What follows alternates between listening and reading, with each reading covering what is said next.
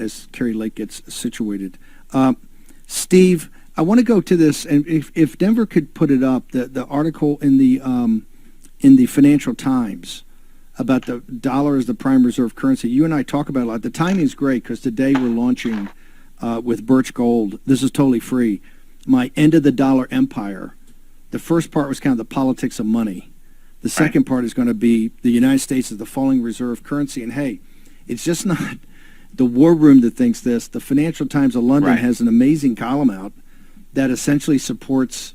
They say it's not going to happen today, but trust me, everybody in the world is going at it. And Steve, they say over the last 500 years, the five empires have each had about a 100-year run as the prime reserve currency, or a 96-year run, I think they say, and now the dollar's just about over 100. Cortez, your thoughts about this?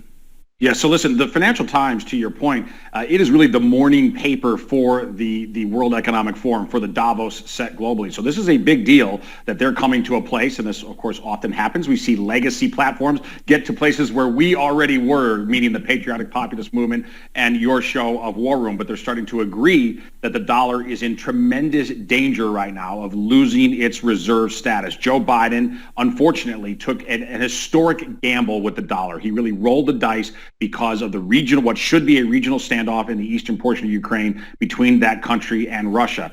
He used tactics against Russia, monetary tactics, to try to cut them off from the world financial system that were not even used against the Japanese or the Nazis in World War II. That's how much he escalated things financially, very much encouraging the rest of the world, particularly the non-West, to try to seek non-dollar alternatives. Now, I think, and this FT article points this out, some of the financial press and some of the, even Wall Street, I think has been lulled into complacency because the dollar right now is doing very well relative to other very troubled currencies. Let me give you a quote from that FT article. The dollar has been bolstered by the weakness of its rivals. So in other words, China's in such terrible shape. Europe is in such terrible shape that the dollar is doing well relative to them. However, the dollar is already devaluing relative to resources, particularly relative to land. If you look at the dollar relative to land, we're a really wealthy people, really smart, wealthy people like Bill Gates, somebody that we're not a fan of, very sharp guy. Where is he putting his money? Into land, because land is appreciating against a devaluing dollar. This article also pointed something out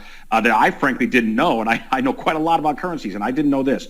When you look at the non-Western currencies, if you take the US, UK, and Europe, and then also throw in Japan, so basically the developed West plus Japan, if you look at their share of global reserves, those currencies put together versus the rest of the world only had 2% of global reserves in 2001. Now, just over 2 decades later, 10%.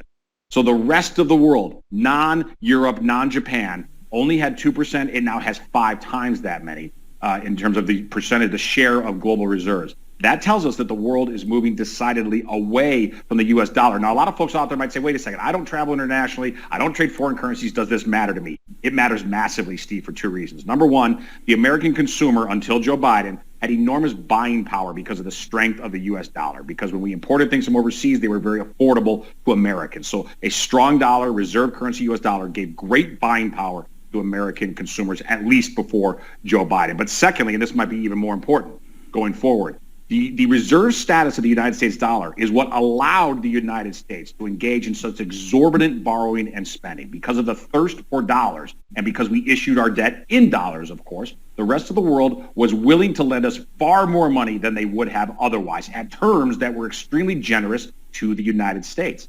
If the dollar loses, if and when it loses its reserve currency status, we no longer have that luxury. And we are then put into a basket with the rest of the countries in the world. And when the capital markets of the world look at how much the U.S. is borrowing and spending, they are going to start to value us much more like a second or third world country rather than the reserve currency status. And that's why, again, I say this not to depress people, but to warn them, to forearm them so that we can take political action starting this November.